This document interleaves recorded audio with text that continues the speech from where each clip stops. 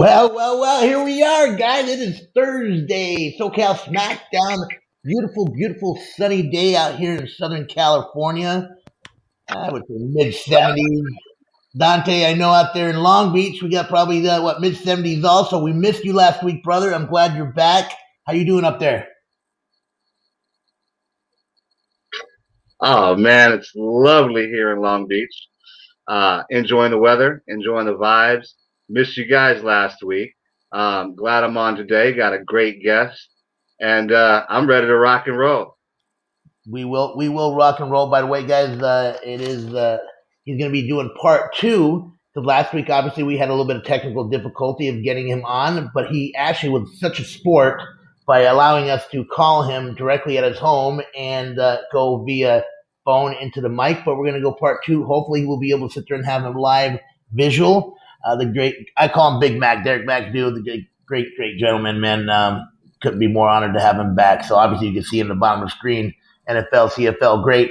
Now, speaking of NFL, CFL, and all the betting greats, we got the great Joe Madden up in YYC. She's loving the weather, I heard from up there. Nice and cozy. You know what? It's warmer. At least it's warmer. We're not in minus 30 right now. All of Alberta is out in shorts and T-shirts. It's crazy. It's still around, it's below zero. But when you go 30 degrees swing, it feels like summer here. So it's a good thing. All right. Obviously, I don't have the captain's hat on. That's usually for Freedom the Rock Friday, but I'm going to take the little captain's hat here. Did you just say that everybody's out in shorts and tank tops and it's minus 4 degrees? Yeah, it's around that. And you do see people out in it because we've gone out 30 degrees. Like when you're talking, we were minus 30 and then wind chill on top of that. You get around zero and everyone's like, and it's a running joke. People are out in their flip-flops and their shorts running to the store because it feels like summer. So, Dante, let me ask you this, buddy. You've been around the world. You're a man of, eloquent. You've been to Canada.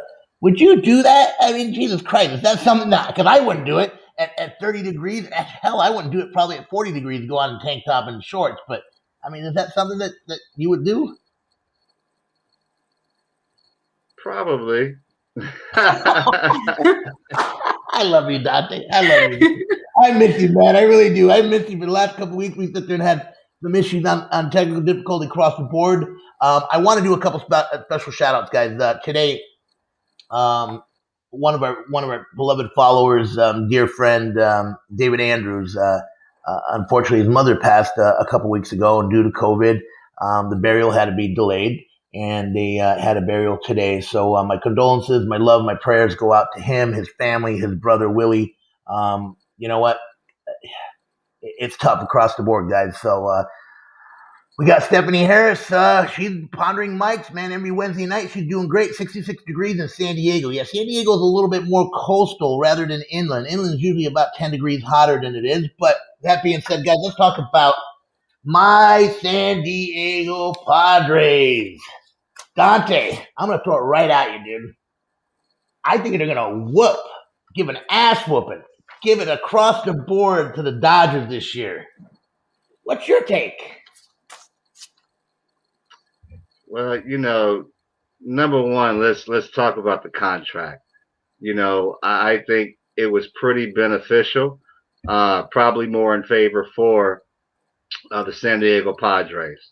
Because if you look over the years, especially at the inflation of the contracts, in 5, maybe 6, 7 years, if he has some great years, he would be in line for actually $1 billion contract. I don't know if there's a clause in there where there's not a negotiation, but, that's a long time being locked in. With that being said, they've locked up the left-hand side, with Machado and Tatis, which for years to come is probably going to be the best 3-4 duo and left-handed side of the defensive side in Major League Baseball. So, hopefully with the money, it's going to be able to bring wins. It's going to be a really, really, really tough division, especially when you talk about the Dodgers adding Bauer. That's going to be something that's really special for the Dodgers. And ultimately, it comes down to pitching staffs, and we know that. Good hitting is obviously something that's very important.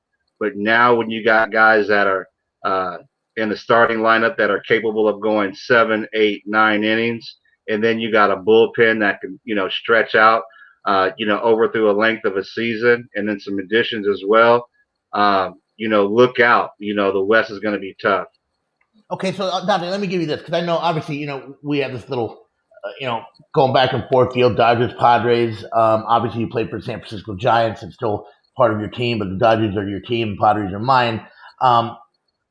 The Padres have not had a franchise player since the days of Tony Gwynn. Here's a gentleman that basically, and you know him, you knew him. He basically gave up to go to a big city for big money because he wanted to stay with the Padres and got paid a lot less.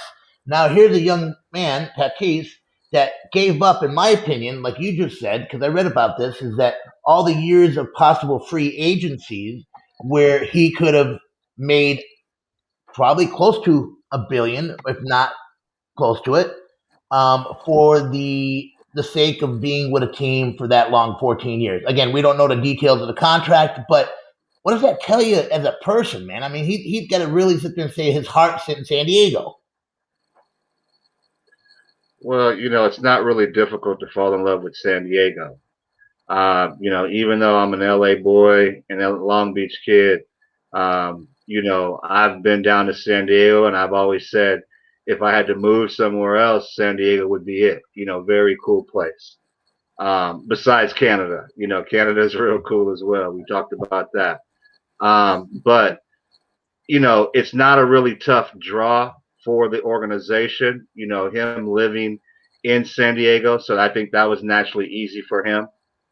Secondly, especially being in San Diego, there's a large Latino population. So, that's a really good draw for the organization as well. So him being Latino, him being able to be in the community and be able to, socialize and be more intimate with the community because he's a bilingual kid, then, that's really beneficial to the organization. So as the money side, obviously, the $300 million plus that he received, it's a good contract. But once again, I think because of all those incentives that I just mentioned, favoring the organization, they're going to make a lot of money, especially on revenue when they start opening up the stadiums again, on merchandising, especially from his, jersey sales.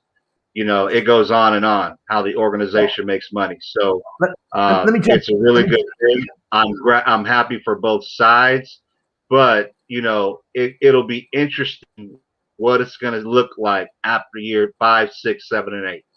Let me jump in here real quick. And this is kind of going off tilt on a different sport with football, but I watched the Miami quarterback, I believe it's Tau, and he had a little interview that he was talking about how he got paid and how his parents kind of guided him with the contract, and he took his contract money, and that money there is being saved, but an endorsement money is what he's able to spend as his spending account.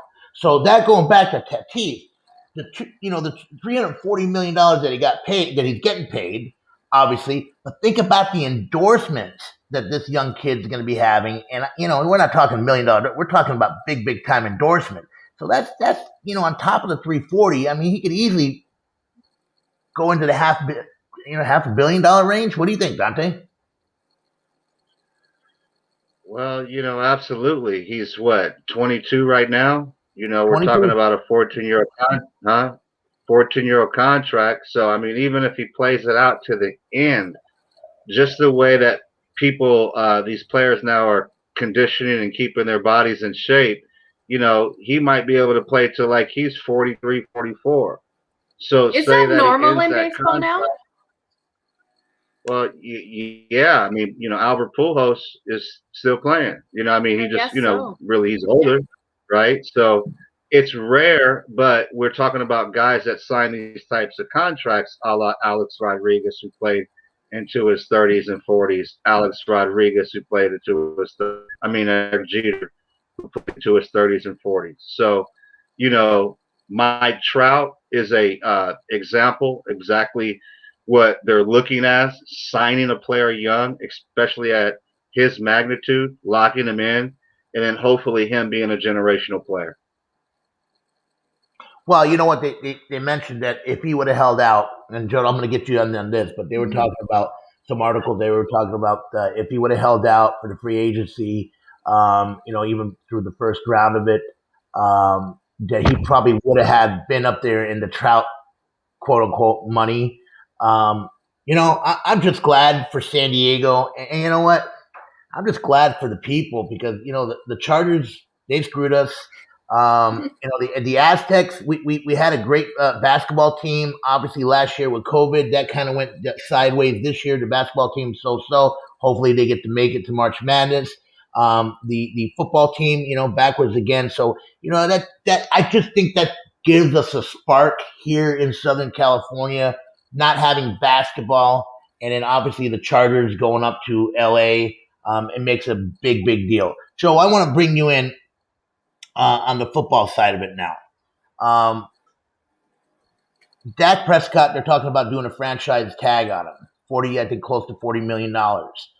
In your opinion, and we'll bring this to you and then we'll go to Dante, and then hopefully when Big Mac comes in, this will be something that he can bring up on his comments. But do you think taking a risk of the injury that he had, the severity, do you think it's a wise risk to put a franchise tag on him?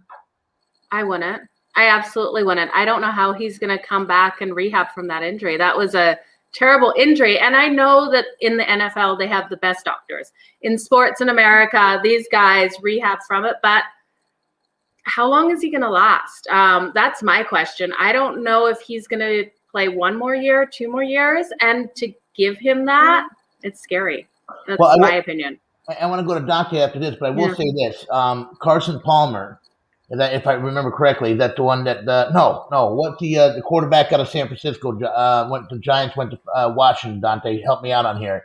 But he was a comeback player of the year, and he had an injury. If you saw that injury, you wouldn't. Alex. Thank you very much. But if you saw that injury, you would have sat there and looked. Because I looked at it numerous times on videos. Said, this is no way he's coming back.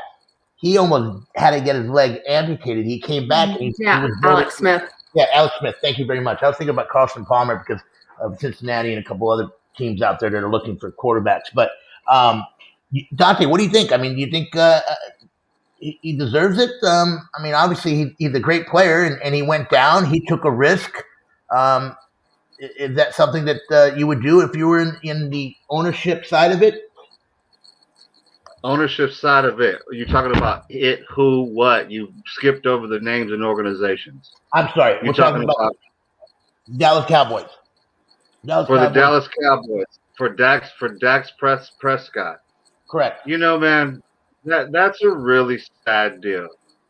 Do I think he deserves it? Absolutely. I think that he is a leader. These are some of the intangibles that you don't see. An NFL quarterback, is a very important position on the football field. He has to know where everyone is. He has to know every play. He has to be in accordance with the coaches. He has to relay the plays. And then he has to call, audibles as well, and read the defense accordingly. So Dak Prescott has proven to be that type of quarterback over the years. He has a couple playoff wins, more than Tony Romo. I think he has a handle on the organization as far as what they want from him.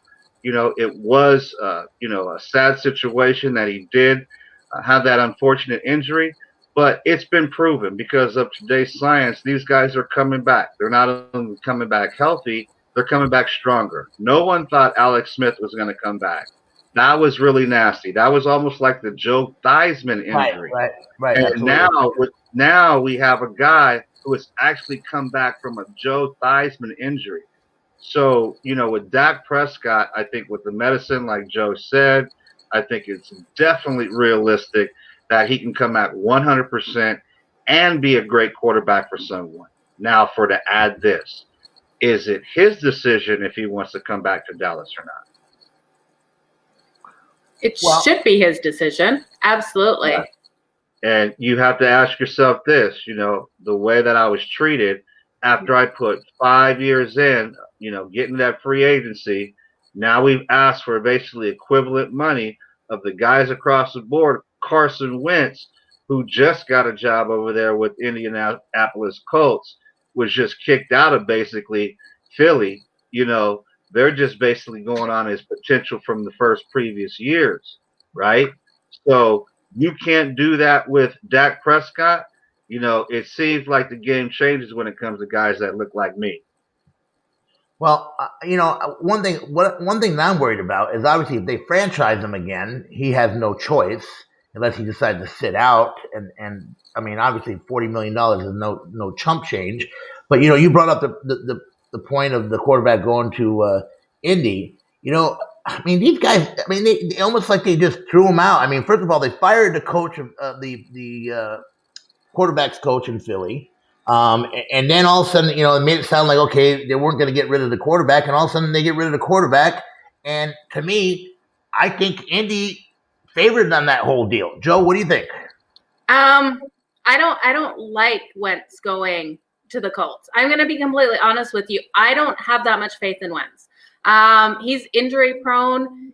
He's not the quarterback I want to see with the Colts. I don't know who I would want to see there. When I read the news this morning, I was I don't know. It just didn't sit well with me. I don't see him doing well there. I don't see the Colts doing well with him. Yes, he can pass that ball off.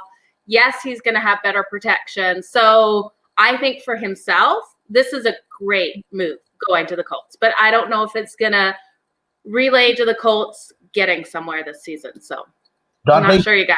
Dante, do you think the Colts got the better deal out of this? I think obviously their team, they went to the playoffs under Phillip Rivers, so they have a team, they have a offensive line. A couple key other players maybe they could get. Would that be a true benefit for Carson? Yeah, man, absolutely. To any professional, we all know a fresh start is always nice. I think, confidence was lost probably on both sides.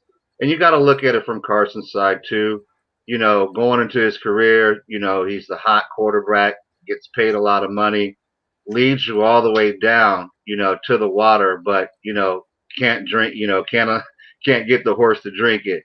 Foles gets the horse to drink it, he rides off with the Escalades. Now, what the hardest thing to do is come back and recover from injury. Okay. Ability and availability is very important. And not only that, but as a professional, having the security that all parts of your body are working at 100%. Okay. And the big thing about Carson Wentz were his legs. Him able to get outside the pocket, him able to throw on the run, him able to, gain yardage if they need it. That's something that he has to gain confidence with. It seems like the Indianapolis Colts, through some type of workout, they may have that confidence in him. And once that confidence comes back with weapons that he's going to have in Indy, it might be a different story for him. Okay. I'm keeping my fingers crossed because I like the Colts, so I actually want him to do well there. Yeah. I hope you're right. I hope with the weapons and his confidence within himself, he's able to do something, because I'm worried. I'll never forget when he got injured in that playoff game. And I swear, I can't remember who hit him from Seattle, but that was pure targeting, something fierce. And that player should have been just booted right out. I wish sometimes they had the rules like in college football, because that was nasty in that playoff game. Well, I want to go, first of all, I want to let everybody know that Big Mac's trying to get in. Obviously, guys, across this nation, not only are we dealing with pandemic, but we're dealing with severe weather, where weather normally doesn't get that severe. Texas, I mean, it's unbelievable. I mean, they weren't ready for that. I don't think anybody. They said once every 100 years. On that, same thing with our buddies up in Colorado. Colorado gets cold, but -13, -20 in Colorado Springs is unheard of. So We wish everybody out there the quickest recovery across the board and best health. I think we got Derrick coming in right now as we speak. Hi, Kelly. How are you? We're going to sit there and do some shout outs here in a second. But you guys are listening to So.Cal Smackdown with Team RPM, myself, Tony Russo, the great Dante Powell up in Long Beach, and then the lovely Joe Madden in YYC. Let me put us in a different format here, and then I'm going to try to sit there and get Derrick on. It's good because I was feeling like a giant there, Tony. Well, you're doing good. We always put there. While we get, I don't know if his device is not connected yet, so he's trying to connect his mic. Once he gets connected, we'll sit there and bring him on.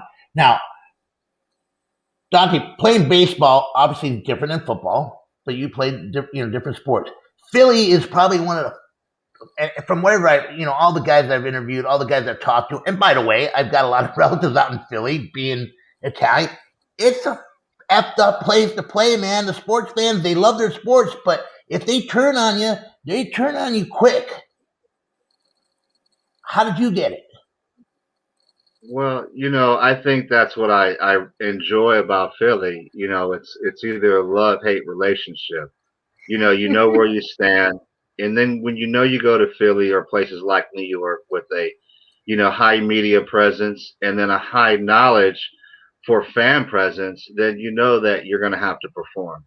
So it's not a secret when you walk into those types of venues or organizations.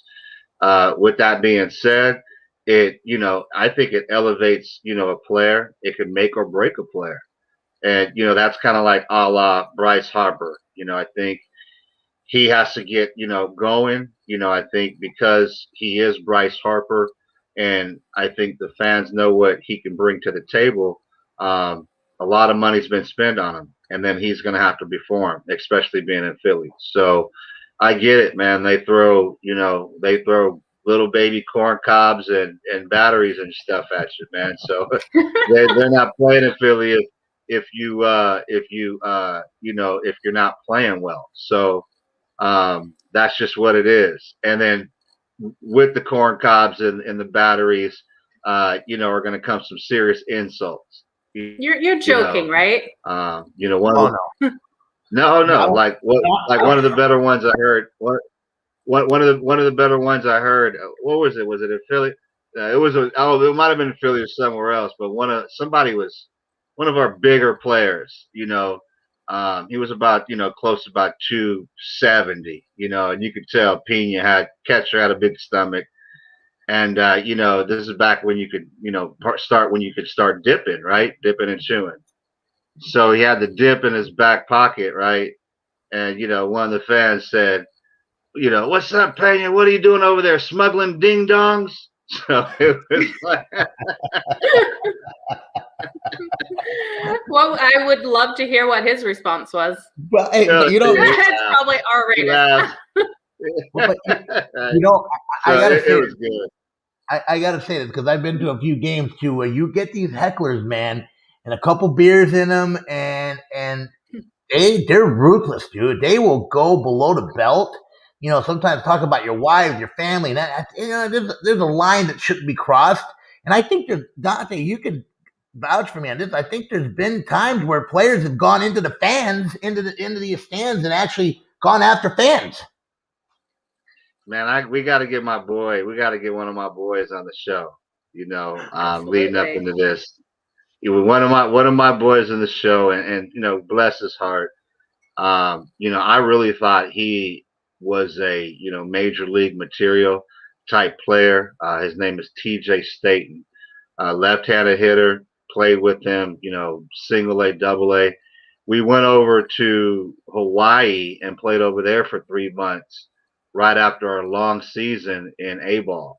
So it was called the Hawaiian Winter League, and I got a real chance to know the guy. Great guy from where he's from, I believe Ohio somewhere. He's like the all everything, broke all the records and just a pretty swing, great player, great person. So, we're playing in Fresno, AAA, and, I think, he's killing us, hitting, just hit a bomb and, came to home plate. And he has a flair about himself, which is a confidence. Good looking black dude, dark too, kind of like my shirt, you know what I mean? But real cool. And man, one of those fans in Fresno, made a reference to how like dark he was or some stuff, something. And it was after the game, and it was like a 15-foot wall. This is after like we clap hands, good game and all that, right? He's going back. Next thing I know, I see this dude, man, about to scale this wall, and I go sprinting across, because I didn't want TJ to jump in the stands, in Fresno Wow. with all these stats, you know what I'm saying?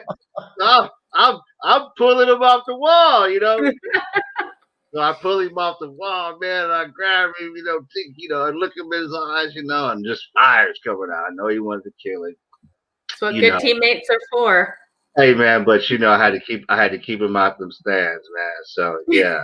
Well, going back on that, we always ask the question football players and stuff like that when they're in the tackle in the bottom, and they've all said it, man. People say ruthless things just to get underneath your skin, and that's not only people in the stands, but players will do that while they're playing football. So I don't know. I've seen some doozies out here in San Diego where guys have gotten beers thrown on them, and they just went at them and and gotten kicked out. But I guess it's a different day and age now too, Dante. That with the phone and with the instant, getting a picture. And remember, it's funny when you look at someone getting in trouble. You always see the person that throws that last punch. You don't see the guy that instigated it, when they show the stuff on TMZ or the photos and all that. So you don't see the whole picture.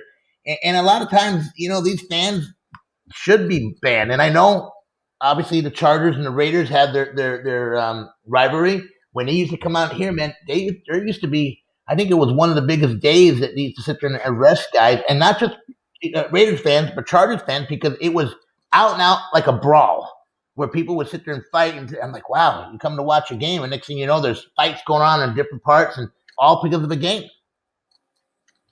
Absolutely. Well, I always laugh. If my dad was in America watching sports, he would have got himself killed, because whenever we went to a sporting event here, he rooted for the opposite team, right? He was the only guy rooting for that away team and just trying to start shit, if I can say that right here now. So my dad was that guy that would have been in jail or dead because someone would have killed him for just trying to start something.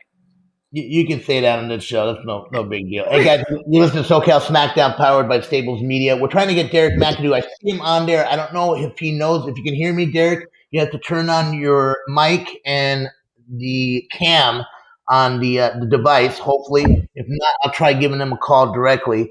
I want to bring up it's kind of a sensitive subject. Obviously, you guys saw the news with Vincent Jackson passing away. I've had the pleasure of meeting him numerous times through a good friend of mine that was his attorney, and classy person. Played in San Diego for 7 years, and a true class act, fun-loving guy. Lost his life at 38, and my prayers and my thoughts go out to his family and his kids and his loved ones across the world, guys. We, again, I always said we don't judge. We don't know what someone's going through in life, just because you have money, fame, and power, or the people around you. Sometimes it's not what it seems. So, my love goes out to that family, and I wish him well through this trying times. Dante, that brings me into a segue, and hopefully we can get Derrick on this too. We talked about the life, and this is one of our shows that we have on the network, is the life legacy after the locker room, but I'm going to call it in our little segment, the life after the locker room. Many ball players, it could be that they played a year, or they could play 10 years, and all of a sudden they get thrown back into the quote-unquote everyday society. It takes an effect on them. Give us your take on that, and what you would recommend as the next ball player to people that are listening out there, not only as a ball player, but also the people that are listening out there that there's hope on the other side.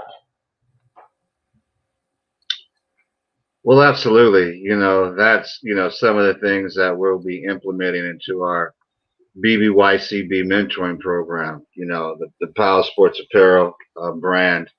Uh, you know, knowledge is power, and a lot of things that we don't know, especially early, we are definitely, um, we definitely can fail, or we can succumb to failure, period. And what we need to do is, we need to learn from people who have been there. And, I think I fall under the category along with other guys that have played at the professional level and who have experienced success at the professional level and in between.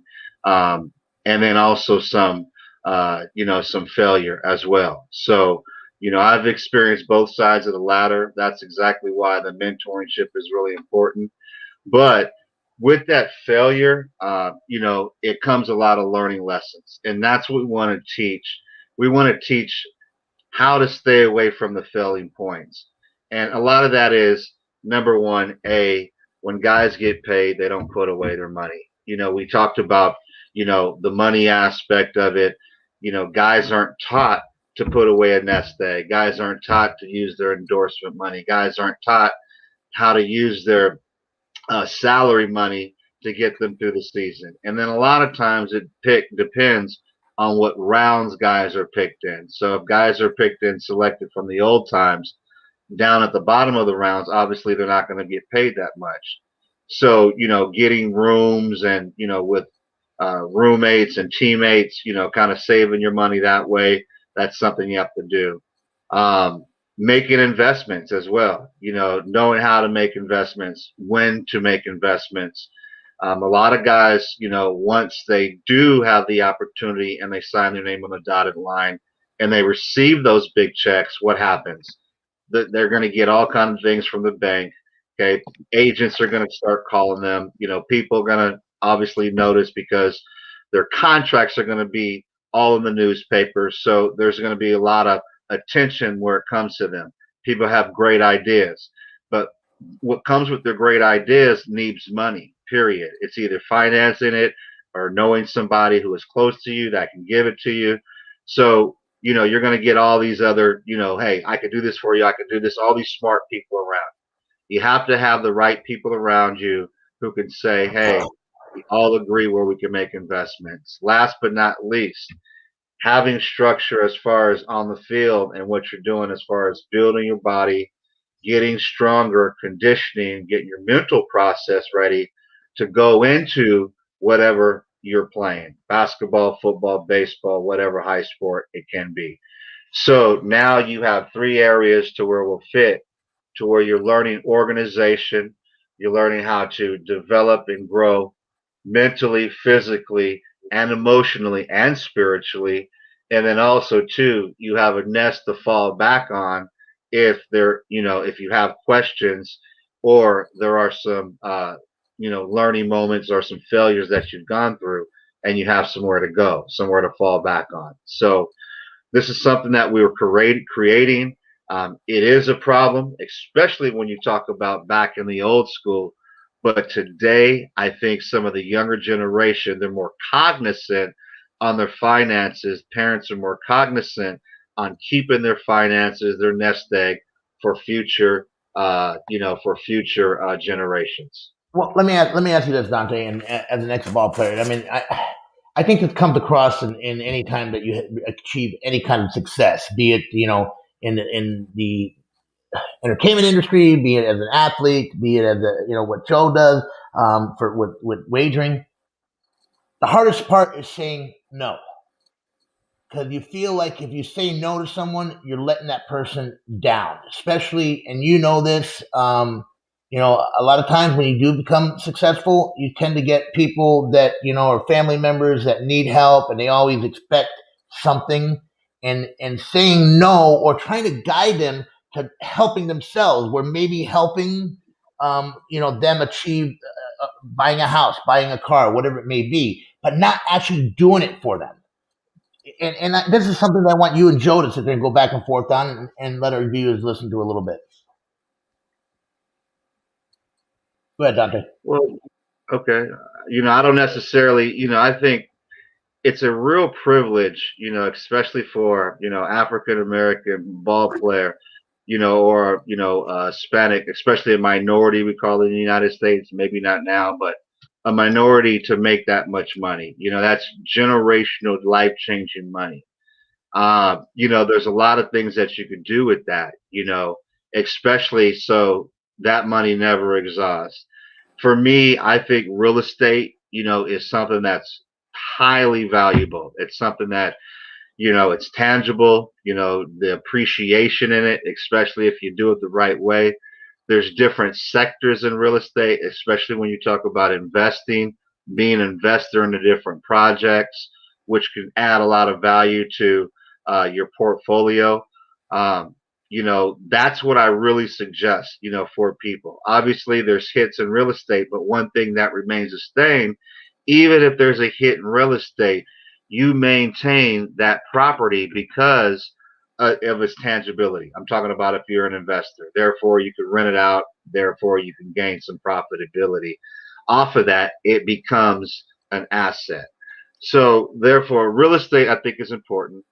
And then also, too, for these guys that are in professional sports, I always tell them invest in things that so if it's baseball related, if it's something that where guys are invested in, who you have trust in, who have made money, or who have great reputations of scaling a business, and you have the money to do it, take shots in those. You know what I mean?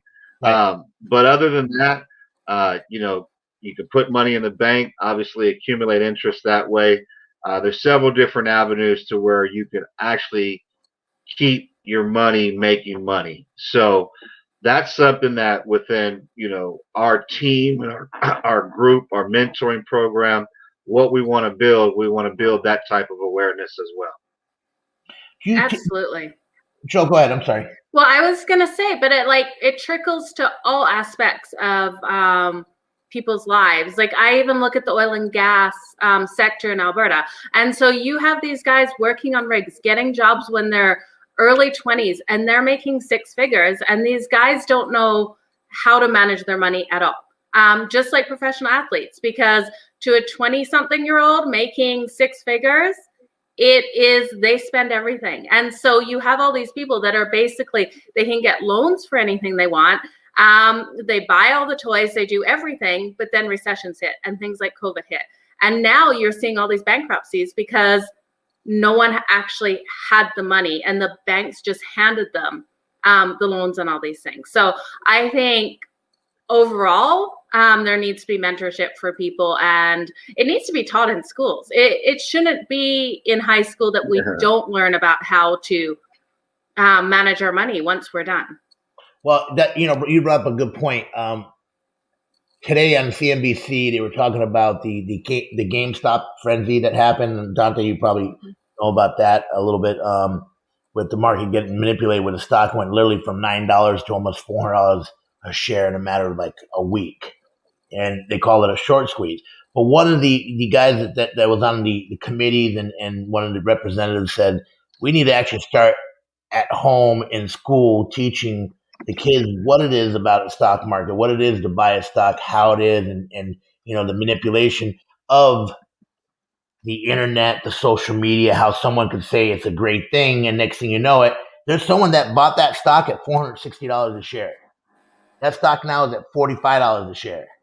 That person, I don't care if he bought it at $460 and sold it for $450 or $440, he lost money because it didn't go above $460. So that being said, you got to look at using common sense. One, I always say that you don't jump on a train when the train's running real fast because you usually get hurt. There's been issues where you wish you stayed on that train, but obviously, you know what, guys, it's come to the old saying, 2 + 2 is 4, and you got to use common sense. If something goes from 6 to 400 in a matter of week, usually the faster they rise, the harder they fall. Dante, give me your take.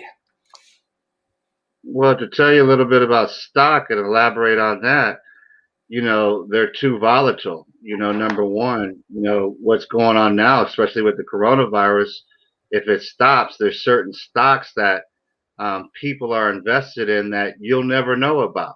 Okay, because there comes a qualification in certain stocks that you can invest in. They're called blue chip stocks. So people that are not even making $250,000 a year with a combined annual revenue within a household income will never be solicited, will never ever know about a Facebook stock. As a matter of fact, you got to be like $10 million or something in liquid cash, to even be solicited to get with the Facebook stock when they was about to launch out. So you didn't even know about it, No, and then when it gets diluted to, $450 a share, you know what I'm saying? Like when it gets to that point, now they sell it to the public, and then you want to purchase after it's been, in the pool for a long time. You're really gambling. If that 450 reaches 1,000, hey man, we're all gravy. But you're absolutely right, man. 450, you get to 333, it's happening. Yeah, and you know what? You going back on what you said about being solicited in regards to a stock that's coming out, an IPO, for example, Facebook, whatever it may be. Usually, you have to have a net worth before you even can get a chunk of it. Once it becomes public, you're able to buy it. But usually, the guys that are buying it beforehand, they bought it at the $10 range or whatever, $20 range, and it jumps to 70, 80 the next 2-3 days, and then there's guys that buy it, and if they're long-term holders and it's a great company, you're going to sit there, you'll make out on it. Unfortunately, a lot of stocks get manipulated with the power of internet, with the power of texting, with the power of instantaneous messages. Things can get blown up in a matter of seconds. I'll give you another example too, is that where someone put the wrong symbol on what to buy, and it was kind of similar to the original symbol. That stock went through the roof, and people were like, "Why is this stock going there?" And then once it figured out, guys were jumping on to sell it short, and it went back down. But there was, again, for every buyer, there's a seller. For every seller, there's a buyer. They're never going to sit there and just one guy is going to hold the pocket and say, "Well, I got all the stock." Never going to happen. Otherwise, he'd be broke. So that's what they call market makers. They always look at trying to make sure that someone's going to willing to buy it at 300. If not, he'll bring it down to 290. If not, he'll bring it down to 280 until somebody wants to buy it. We give everybody a little 2 cents on it. We'll bring some market experts on some of our show. I'm still trying to get Derrick on, Big Mac. He's having a little issues with the mic. I'm going to go off camera for a little bit. You guys continue talking. I'm going to see if I can get him on the phone again. And then we'll try to bring him in. We'll talk a little bit about football and baseball. I know spring training is starting the 28th. Dante, give us your take on that. Let everybody know what your favorites are going on. I know it's Dodgers, but we'll go on that end. Okay, first you have to tell me why it's Dodgers. Yeah, you know why. I know, but I want to hear it again. I love his stories. Well, the reason why it's the Dodgers, I love, Dusty Baker, Ron Say, Davey Lopes, those guys who I really came up with. And, I absolutely love them. My other team, okay, is the Yankees. That's my American League team now, right? Okay. So I got my National League team with the Dodgers, and I got my American League team with the Yankees. Both of them are tough, boy. They're coming at you this year with pitching staff. Like Aaron Boone said, they got some savages, right, ready to swing that bat this year. Yeah, I can't wait. Yeah, it's going to be fun. So with that being said, how I became a Yankee fan, we was traveling up in Seattle, me and my parents going to see some family up and down, forget 95, whatever road that was. And, surprise us with some Yankee tickets. Reggie Jackson hits 3 home runs. I was a kid. Wow. I fell in love. So that's how I became a pinstripe fan. It was hard, especially when they played in the World Series. Young Goose Gossage, which was one of my favorite too. The big old handlebars, kind of like going down. These guys are something to battle. Old school, tough nails. So fell in love with those two teams. But for this year, Tony, to answer your question, for the West, obviously San Diego Padres and the Los Angeles Dodgers, are definitely going to be tough. You talk about the actually the Milwaukee Brewers actually going to have a pretty good squad themselves. Is it from the gosh. Was it the Tampa Bay Devil Rays or the Marlins? I'm thinking down south. The Marlins, they went to the playoffs. They're young. The Marlins, they always Tampa Bay Marlins, one of them. They always play the Yankees tough. I don't care who it is. Oh, Tampa Bay Devil Rays. Tampa Bay. They got a squad, right? They have a squad, but they also have a rivalry, Dante. They hate each other. That's what I'm saying. So this is for Joe's ear. So anytime they play, they're always tough. It don't matter, what ranking it is. I don't care if Tampa Bay is at the bottom of the list. It just seems when they play Tampa Bay with the Yankees, Tampa plays them real well. Yep. Okay, that is definitely a note I'm putting in my handicapping book. Man, other than that, those are my two teams for the East and the West this year. Bottom line, Dodgers, Yankees. Love it. I can't wait for baseball season to start. So we got spring training starting 27th or 28th this year? 28th. 28th. I can't wait. So if you guys were to put a future out for who will win the World Series? Padres. Is that biased? No, I think they actually have. And Dante, let's take out the fact that being a Dodger fan or a Padres fan, let's just go down the line. Obviously, the Dodgers are tough because they've got vets and they've got guys on their team that are unbelievable. But the Padres have made some tremendous moves on getting Blake Snell and a couple other great pitchers. They also signed a second baseman. So their infield is shored up. Their pitching is unbelievable. Their batting is unbelievable. I was reading an article. Hopefully, if a couple of their guys that played astronomical last year don't have a bad year, it could turn out to be a really, really fun year. My thing is, I want to make sure that they get to the playoffs and make it exciting for the fans. Dante, what do you think? Yeah, of course, I do want them to make it exciting for the fans, and I really do think they will make it exciting for the fans this year. Especially, making a 162 game season, being able to play. I think, Manfred's going to open up where we do have a little bit of fan base at the games. So I think it'll be terrific. Going through spring training, getting these guys safely, developed going into season. So hopefully there's not really many injuries, leading into the playoffs. Because I really believe this year's playoffs is going to be really special. Yeah. I know you're talking about the West, and man, I do love my Dodgers, especially with the addition of the pitching staff. But man, you forgot about what the Yankees just added, and that's that Kluber. Boy, he makes that ball dance. You feel me? Mm-hmm. That's a 2-time Cy Younger over there, right? That they just added to the list. So the Yankees aren't playing this year. That's where my heart would go, the Yankees to take it. I'm with the pinstripes. So Dante, let me throw you out about the Yankees. Obviously, the Yankees being a very elite team, and I would consider the Dodgers the same thing. Do you think because of the fact that they weren't getting to where they had kind of a very peak point of being the dominant team for years, and then they kind of went down and plateaued and then kind of up and down? You think they went out and spent the money because the fans got to the point where they're like, hey, wait a minute. Kind of like the Philly fans, man. Yankee fans don't put up with shit. You know that. Yeah, no, absolutely. The Yankee fans are a tough crowd. The Bronx, you know what I'm saying? It's real stuff. Mm-hmm.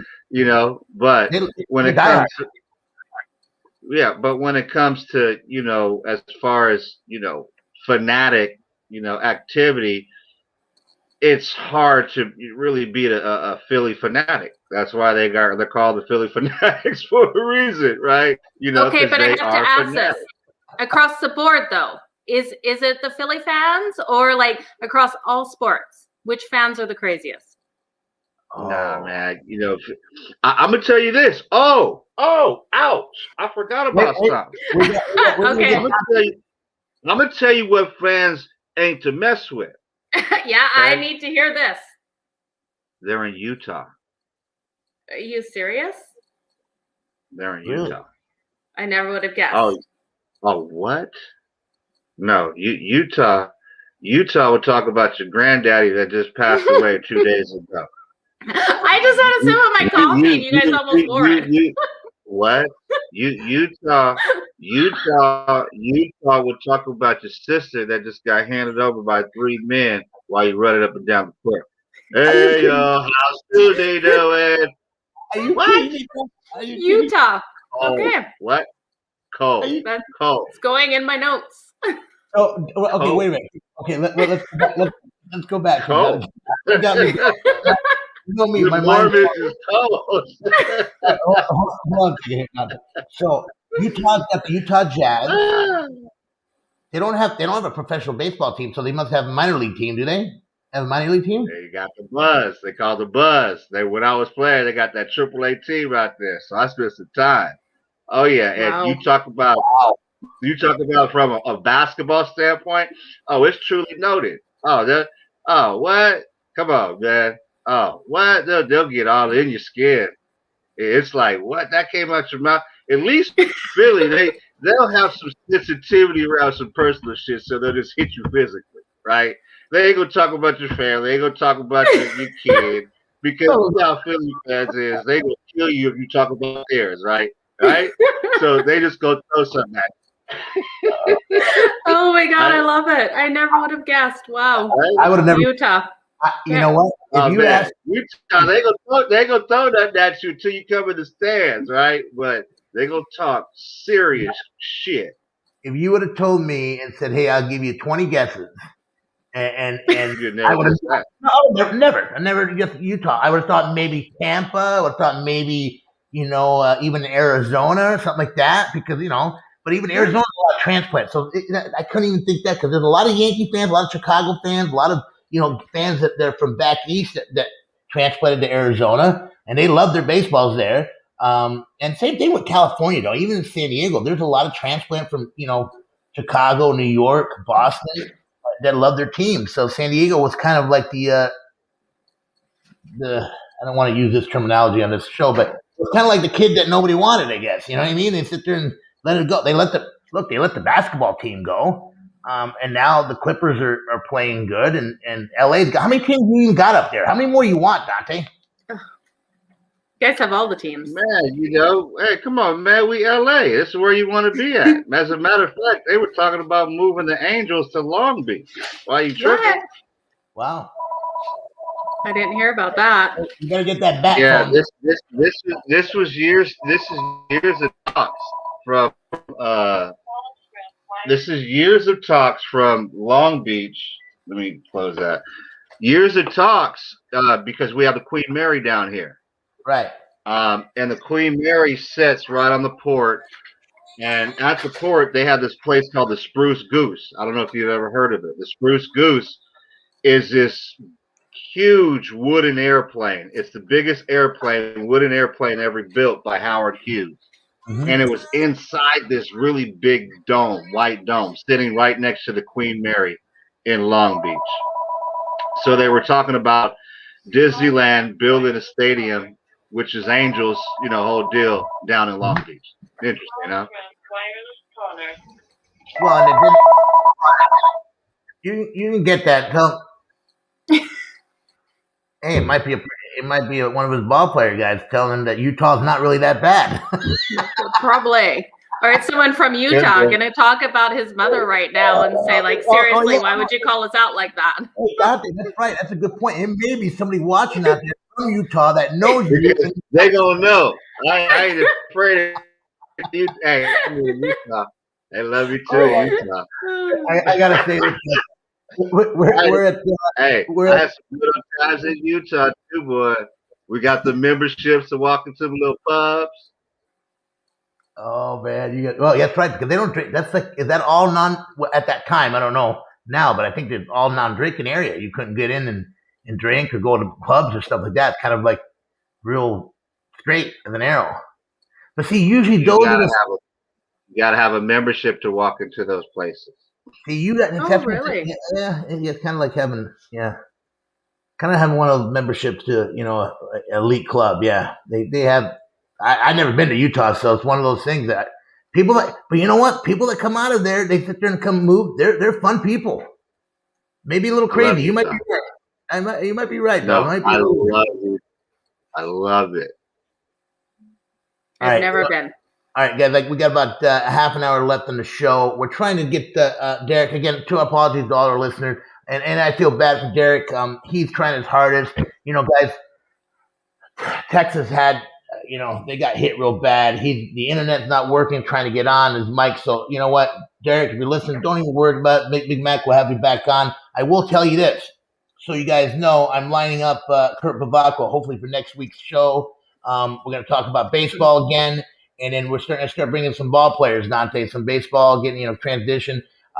Big Mac is going to try to bring us, obviously, Iron Mike. We got talked about that. We're going to get a whole bunch of big-time guests, guys. But, it's not just about the names. It's about the messages that they bring, and it's about the laughter that they can bring to our listeners. That's the key that we've always tried to do. Because you know what? We can get someone and, get on and tell us all your stats and say, okay, great. I listened to that. I watched that on YouTube, and now I want to know about you. So I just like tonight. I would have never known in my wildest dreams in the 40. Let's call myself early 40s, even though I'm late 40s. But the early 40s at my age, Utah would have been a state or an area that you don't want to sit there and get fool around there. Man, you have no idea. Could only imagine. And then I just want to remind all my guests coming on, make sure you have supper. As long as everyone has supper before coming on the show, we'll have a great show. Oh, God. we're still waiting. We're still waiting on him, aren't we, Dante? I don't know. I'm terrified. I'm glad that wasn't on video. Oh, dude, he's having supper now. Obviously, God bless him. But we might be able to get George on. He's having late supper. But God, we'd have some guests though. Some have been. We've had some amazing guests. I've loved our guests. You got to ring that cowbell with George. Ding ding ding ding ding ding. You got to ring. You got to ding ding ding that big old one, right? Yeah, he needs a Snickers bar before our show because I don't think he was himself. It wasn't George. Modeling gloves. It wasn't George. George was going to come on. Yes. That's right. With Greg. Greg. Greg. Oh yeah, he's the one who told me to shut up, and not say anything. Remember that? And he said I wasn't a very nice person, so I was like, okay. Dante saved the day on that one, dude. You did, Dante. I slid under my table, and you guys couldn't see because it was all radio side. So can you imagine? Can you imagine us being on video on that one? I got you. He would have seen my tears, and maybe he would have laughed at me. Maybe he would have made fun of me. I don't know which way it would have gone. Yeah, but the difference, is on video. I think he was fun and laughter with you. Yeah, but in the video, I could have gave him an X and got rid of him. I said, "Oh, technical difficulty." Unfortunately, back then, on the board, you know what I mean? Gave him the hook. You got the hook. You get the hook. All right, let's talk about. All right. We got baseball starting. I'm happy to hear that. Dante, do you think with baseball, going on the playing the a lot of the preseason games out in Tempe in Arizona, do you think they're allowed? I mean, going to allow the fans to go in and do that? Because there's kind of that controversy. Like, yes, we are, even though Arizona's open. And then part of it like, well, we don't want to have, the stadium because that's a huge draw out there. Tempe, Mesa, Gilbert, Tucson, all those areas, Glendale, that's huge. Ahwatukee, that's huge for the business out for the people and also for the people wanting to watch their teams that were transplanted, obviously, to Arizona. Chicago Cubs play out there. I don't know, the Yankees don't, but the Padres and, you got the A's. A lot of these teams play in that area that people love. Do you think they're going to be able to sit there and go out and see them?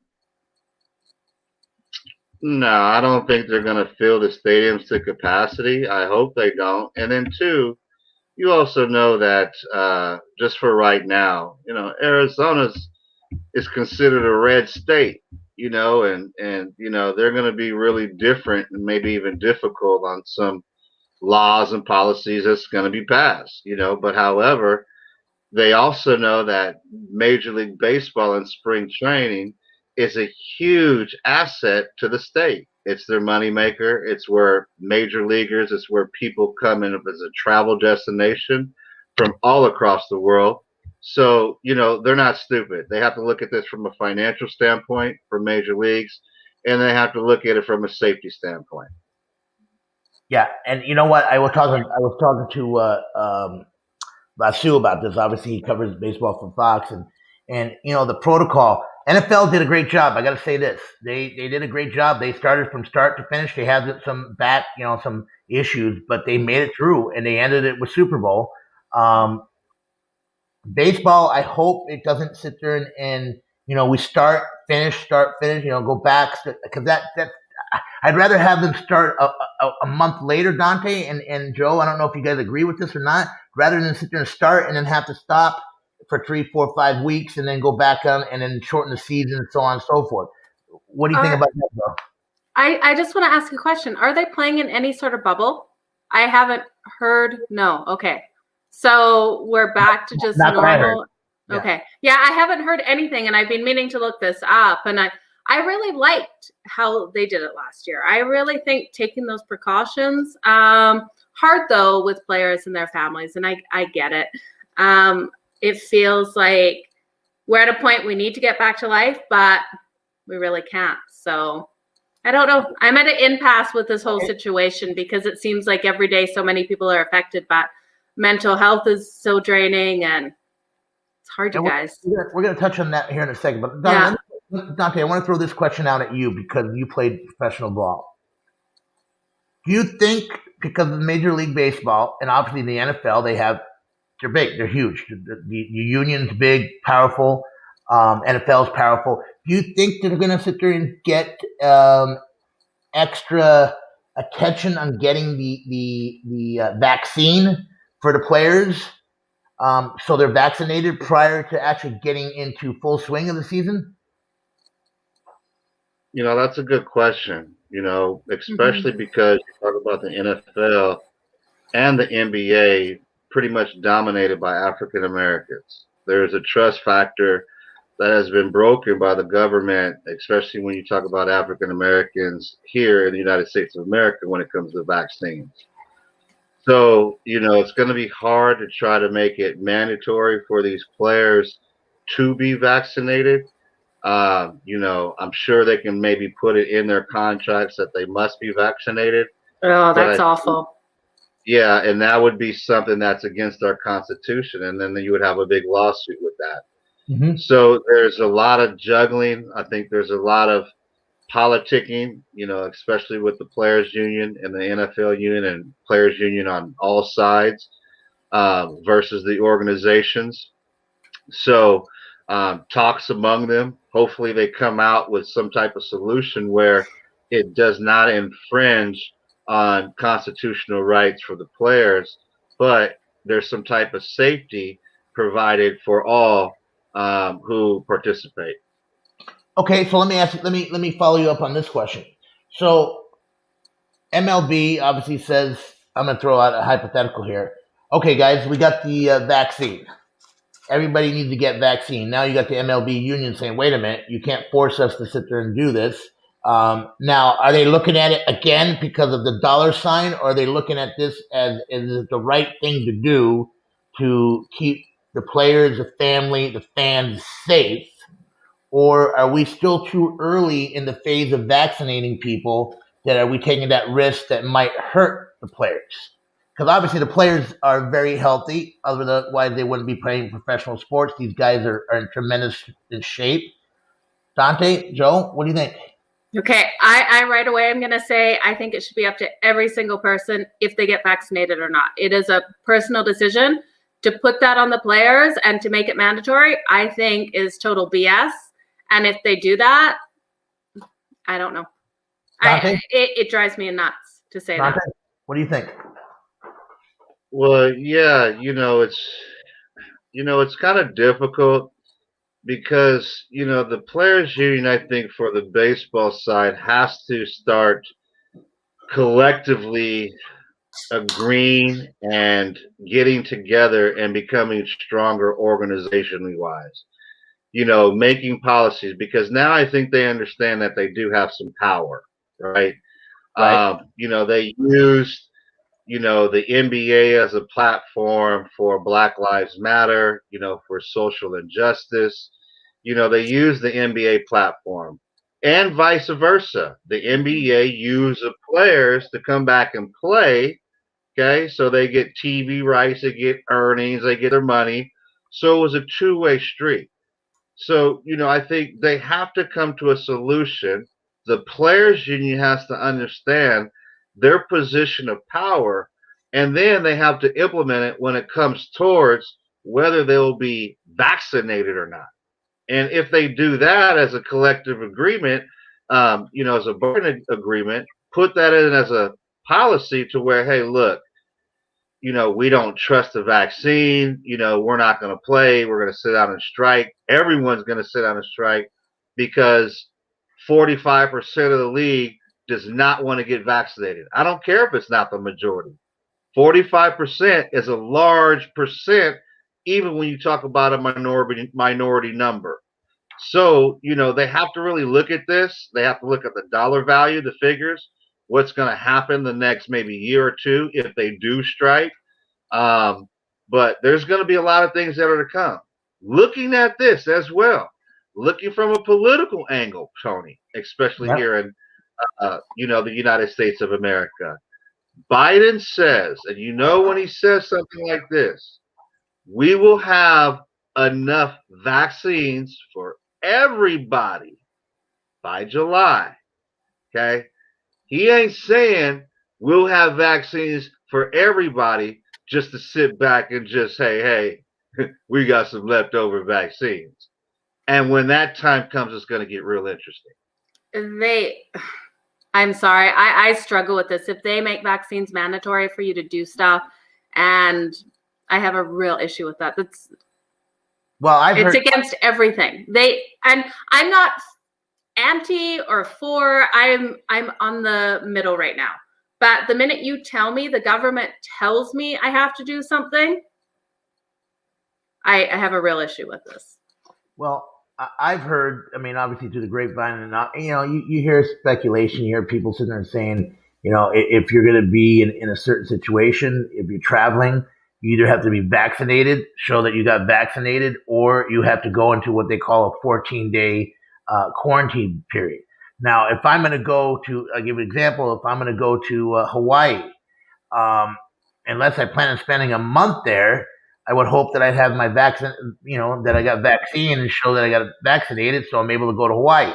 That being said, I don't know how these people are traveling, going around and having a good time when a majority of this population is A, freezing to death, B, we got a pandemic, C, food is not being put on the table, D, you can see the numbers today. I watch CNBC all day long and look at the numbers. Unemployment rate and jobs has gone up again. And we're not making the jobs and they're talking about not even having 1 million to 2 million jobs that were lost come back because of the pandemic. Where do we stop? And then the other thing too, guys, I want to say this. I don't get much political. We talked about this on the other show. Dante, you and I could go back and forth on this a little bit, but I don't understand the concept that I don't care if you hate the president or the ex-president, you love them, if you were on board with them, Republican, Democrat, Independent. He's gone. Done. Let's move on for a little bit. We got a president that's in power now. He says that he wants to help the people.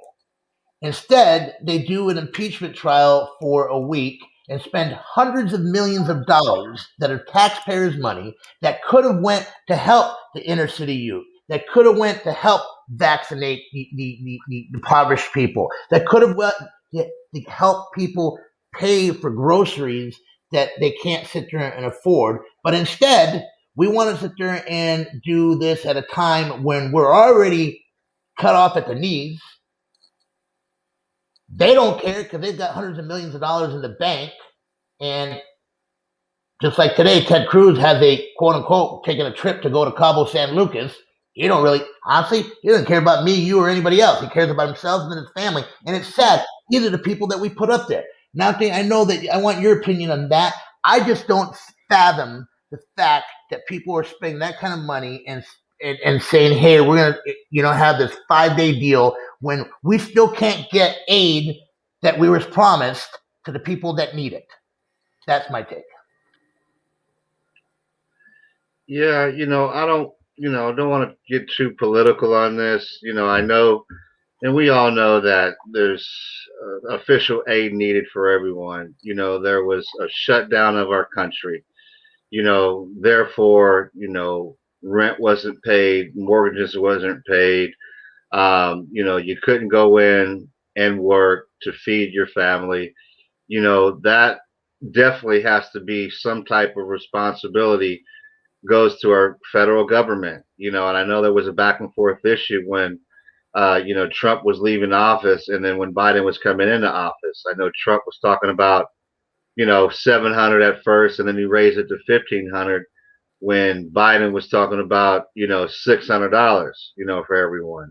Mm-hmm. So now Biden, I guess, came out with a new plan strategy for a couple grand for everyone, which still I think is, really undervalued. I think with 2, 3, 4, individual homes, they'll be getting a little bit more money. But then where does that go? What does that run out to?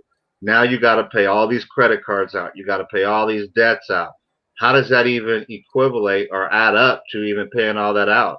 It doesn't, and then now when you start working again, hopefully if you do start working again, possibly you have to take pay cuts because companies aren't just they're not able to facilitate the financial,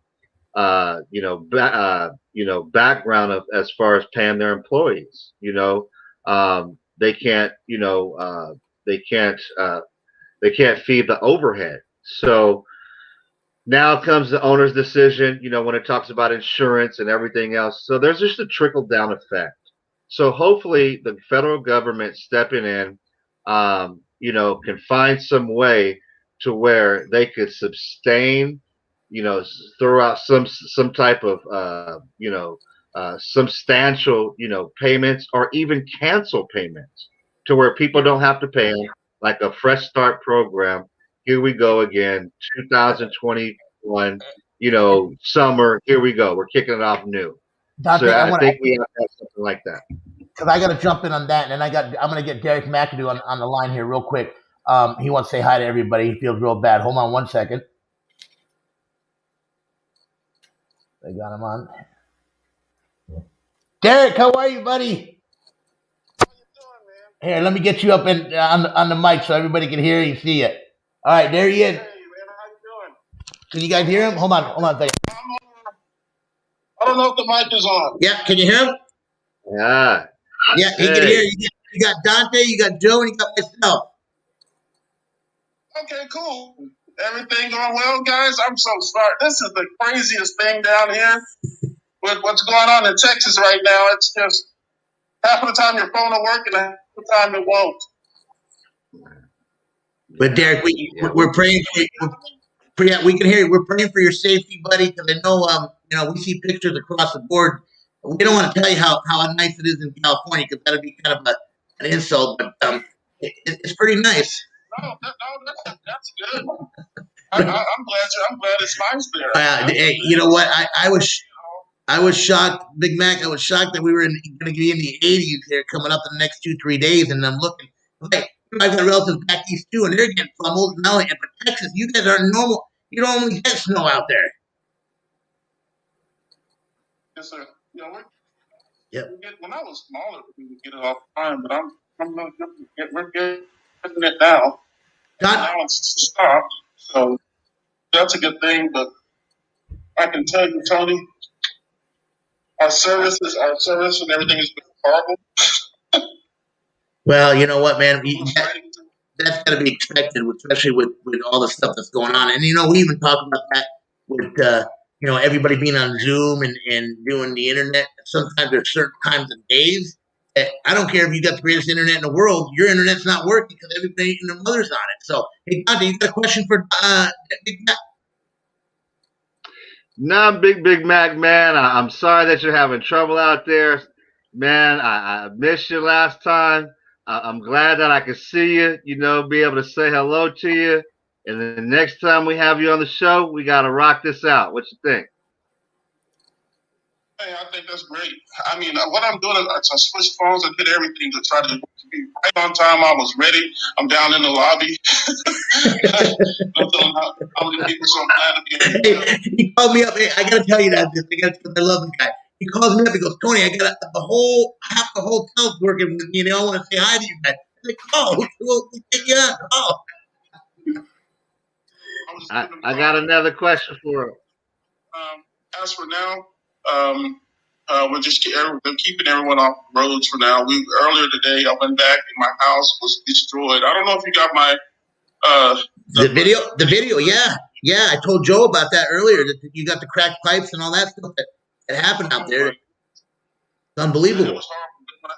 I went back again today, and it was the whole ceiling, the entire ceiling, downstairs ceiling is gone. It's just nothing but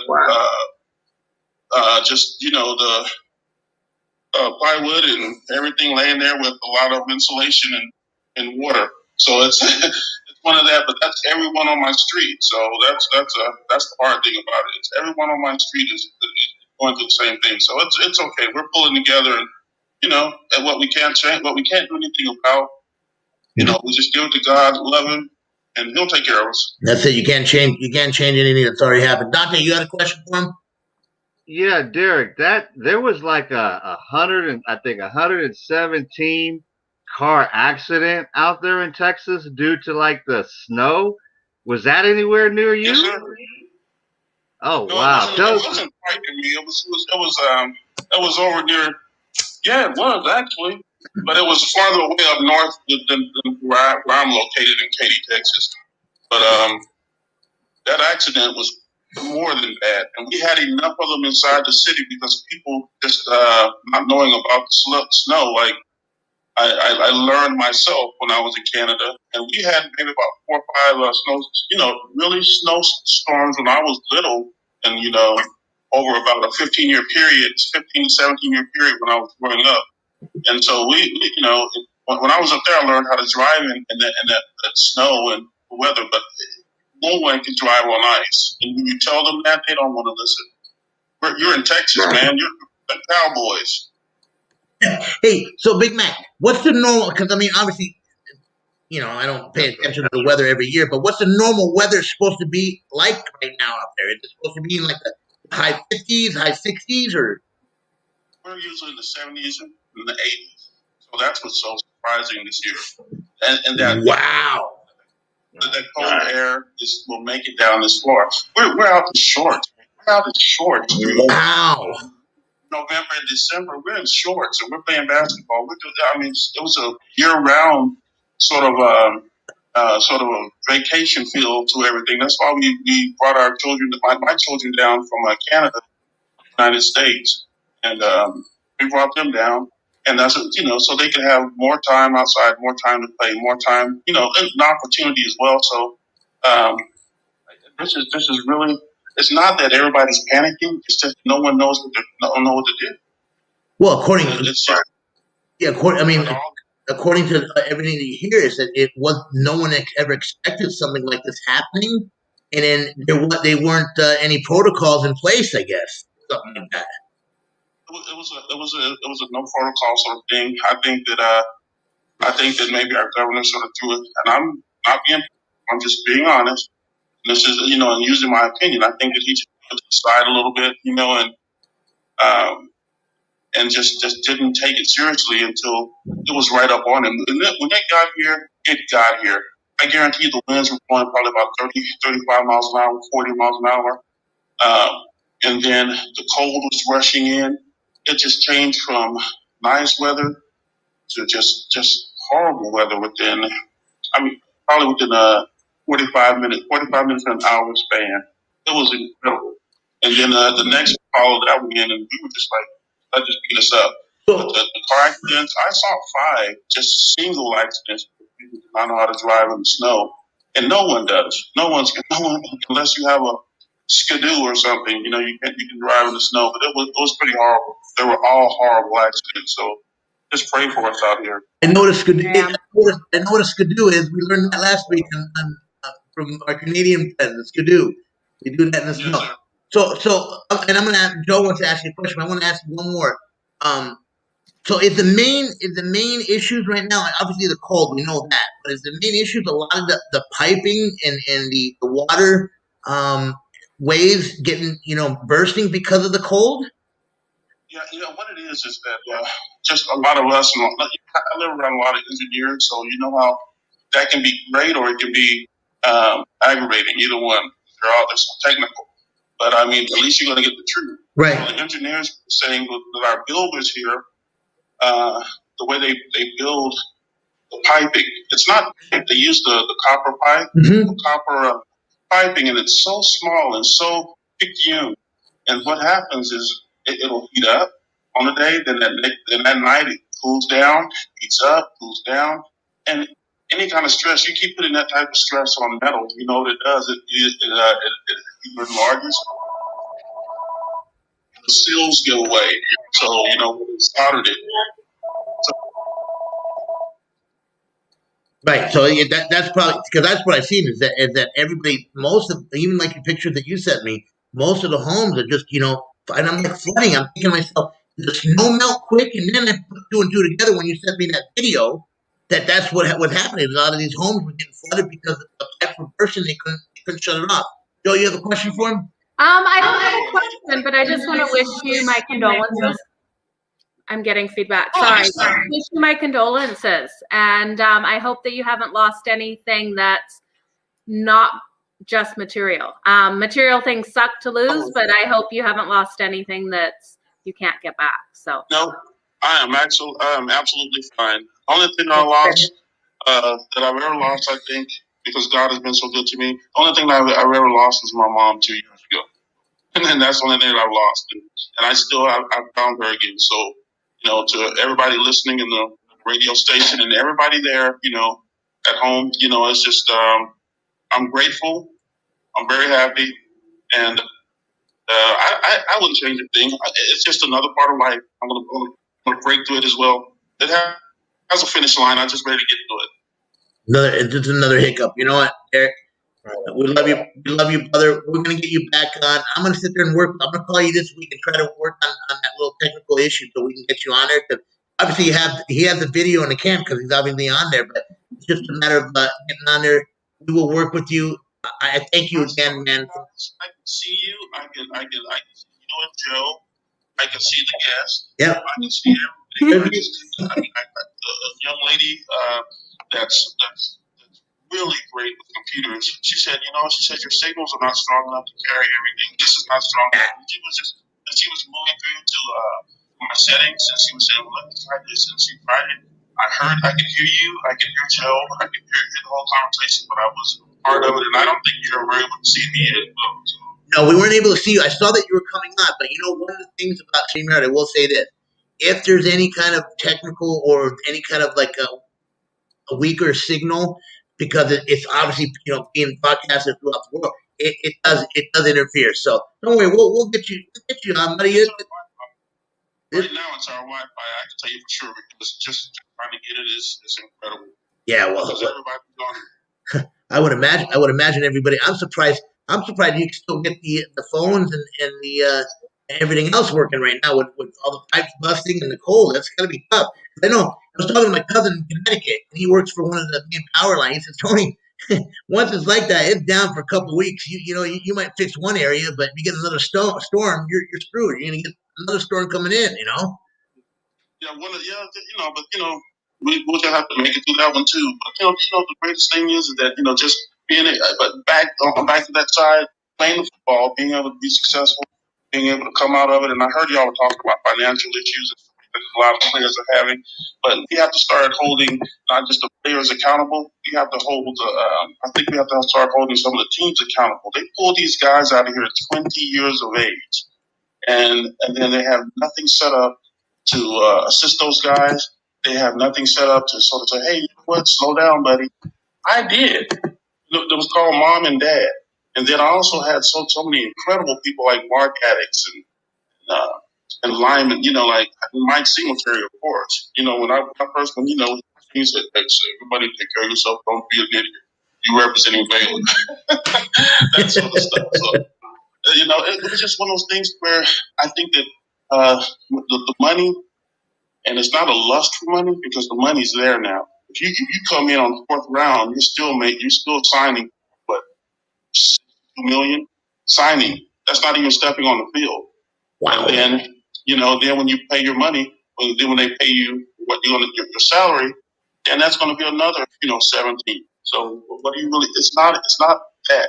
What it is that so many guys they run out of things to buy. Don't you? I'm standing here with some of my buddies from the hotel, and it's going on. And so they're running out of things to buy, and then they just keep buying. Sweetheart. Yeah, and so live, baby. They run out of things to buy, and then they just keep buying.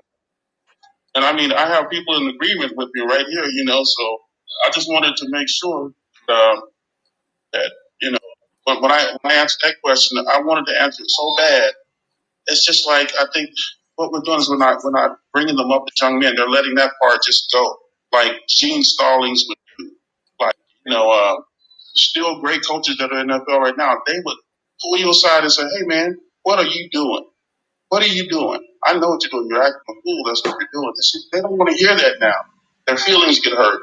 And I'm not saying all of the players. I'm just saying the people that are participating in that. When you have enough, you have everything, and you can't buy anything else. You're trying to think of something. That's when you should stop. But I don't. With so much money out there, you can spend $1 million, and every one of those $1 million are going to earn you another $15,000 for that weekly interest. So anywhere from $12,000 to $15,000. So you have $66 million, and do that times 12 to 15,000. See what they can spend a week without ever touching their money. But they realize that spending the money. Yeah. No, that's one of the toughest things because we always say that money doesn't buy you happiness. And what happens is they get to the point where they, like you said, they buy everything, they do everything, they go to they go out to restaurants, bars, they either get start drinking or go gambling or whatever it may be. Some people go to. And they got these buddies from high school, and it's not really their friends. They just want everybody to be their friend. Yeah. And then so what it is, and I think it's and I'm here with men of color myself. I'm standing right in here, and everybody, and I just think it was they have something to prove. It seems like a lot of guys have something to prove, right? And so they have something to prove, and then once they prove it, they just have to have more. It doesn't stop. I mean, and I'm not talking down. I'm Black and Native American, as you know, so I'm just not talking down either side. I'm just just addressing a problem. Right. And I think that it's and I don't know if it's father in the household. You know what I mean? Yeah. Father in the household or something like that. Yeah. But if you look at statistics, and so many of our our African American homes, African American led homes. I mean, if you look at the percentages, it's quite startling. It throws you right off. It throws you right off balance. It almost punches you in the face. Yeah. We need. Hey, guess what, Tony? Guess what our new job is? We're gonna set up something to take care of this guy, as if they're not busy enough. We'll do it. Hey, Big Mac, we're gonna sit there and I want to have you back on. Now that I'm gonna bring you out here so you can see me. We're gonna have you back on next week. We're going to work on getting the technical difficulties fixed up, and then I want to have.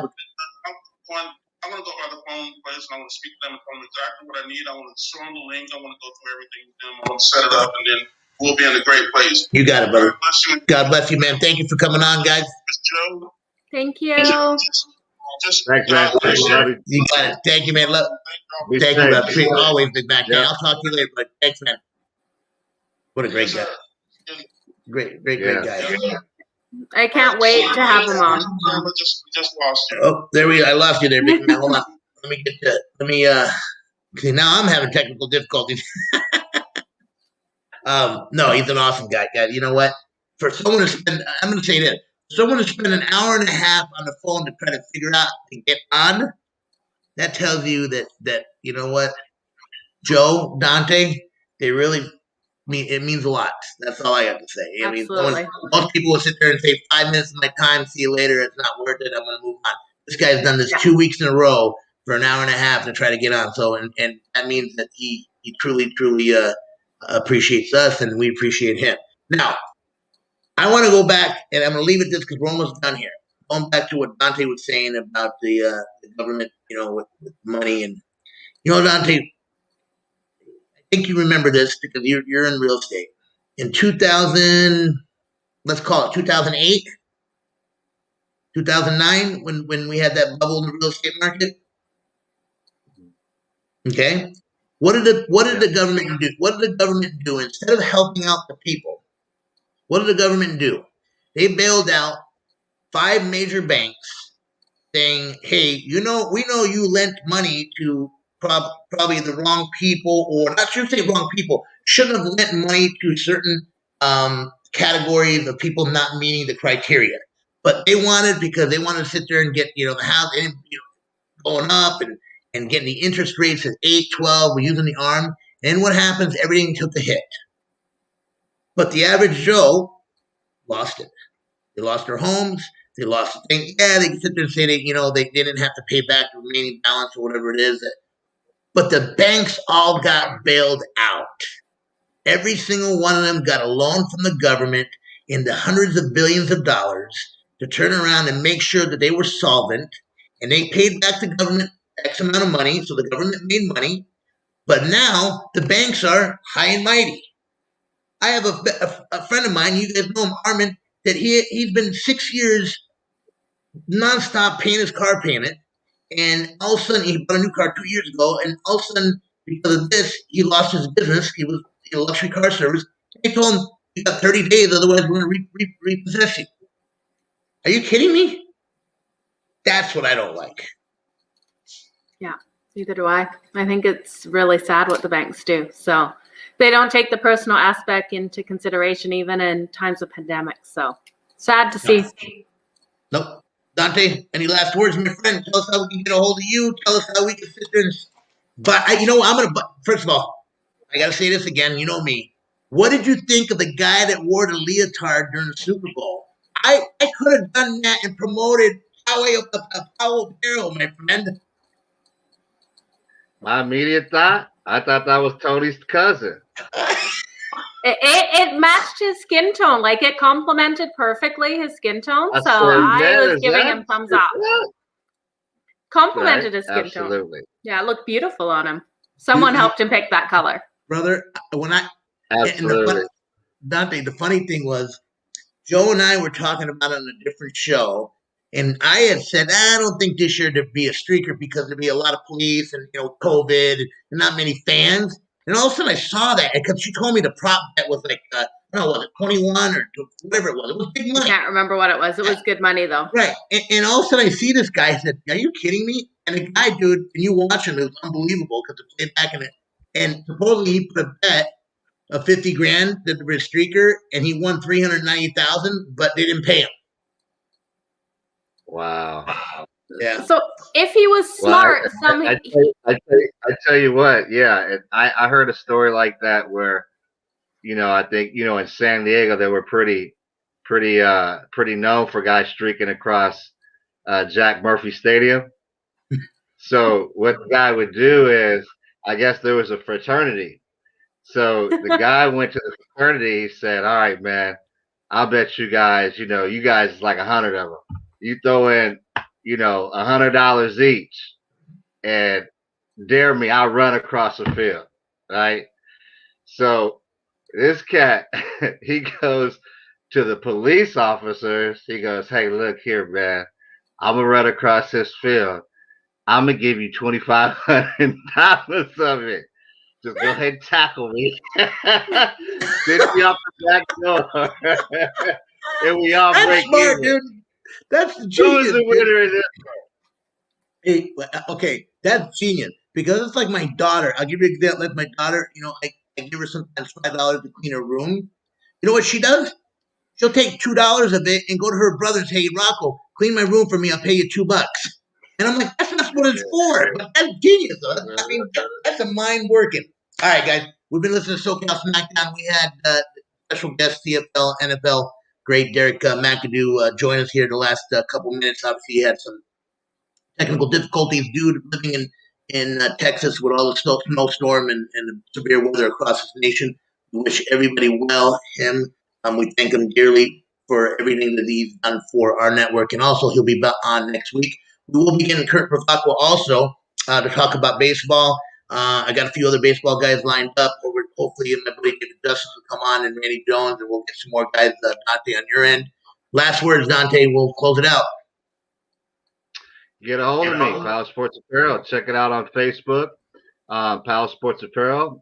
You could also see us on Instagram, have us up there socially as well. And then, too, on our website, palsportsapparel.com. Got our memberships going on, our platinum, gold, and silver memberships.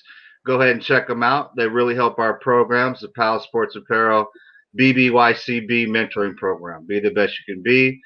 Just trying to build these kids, man, using baseball and softball as a vehicle. So anybody that can help donate, $150, $100, or $50, we have some great things. So other than that, much love. BBYCB at palsportsapparel.com. You can reach me. Much love. Dante Powell. Joe? I just want to thank everyone for watching tonight. I want to thank Derrick for popping on for the time he could. Both of you as well, because I love doing this show with you guys. So yeah, thanks everyone. If you're looking for me personally, you can find me at the Joe Madden on all social media platforms. So have a great night, everyone. I won't go there. What? You won't go where? Nothing, Joe. Nothing. Nothing. We won't talk about that, Joe. Guys, you guys know I don't hide from anybody. T Russo at 64. I don't even know if that's the one. I don't even know if it's on there, but you can get me on Tony Russo Facebook page. Also, Stables Media page. Like us on there. Follow us on YouTube. Like us on YouTube. Subscribe. You can see all the shows that we have archived here, plus across the network itself. Always powered by Stables Media, guys. I want to spend a special shout out to my buddy Dante, because I missed him. Not only as a partner here, but I missed just the camaraderie that we have as a friendship and as a brotherhood, as a family. So Dante, I'm glad that things got a little bit better here on the technical side of it. And we got some funny stories, man. We still got to pick his brain about Utah, because remember me on that one, Joe, okay? Just remind me, because I like to go a little deeper on that. It's in my notes. I keep notes every week on what you guys say. I actually wanted to bring up the comment with Derrick, and I forgot his "be a man" or "shut up" comment, because that's right here on my notes from the last time we had him on. We will have that in the Scudoo or whatever that we talked about. But guys, you know what? Stables Media is sponsored by Bigot App. It's a premier social media wagering app, showcasing the inside sports world. Now we got March Madness coming around. We got the baseball season coming around. You can get to talk to other people on the social media platform. Download the app. It is free. Use promo codes So.Cal, So.Cal, BIGIT is the app. Bigot. So.Cal is the promo code. Final thoughts. It's been a tough couple weeks. I mean, losing people that you love, losing people friendships that you've made throughout the years. But one of the things that I was on Tyrese Washington's show this afternoon on Clubhouse, and he had some notoriety people that were on there that ex Olympians and ball players and all that. They were talking about mental illness, and what I wanted to bring up is the fact about mental illness, that it's a real thing, that no one should ever be ashamed of having an issue.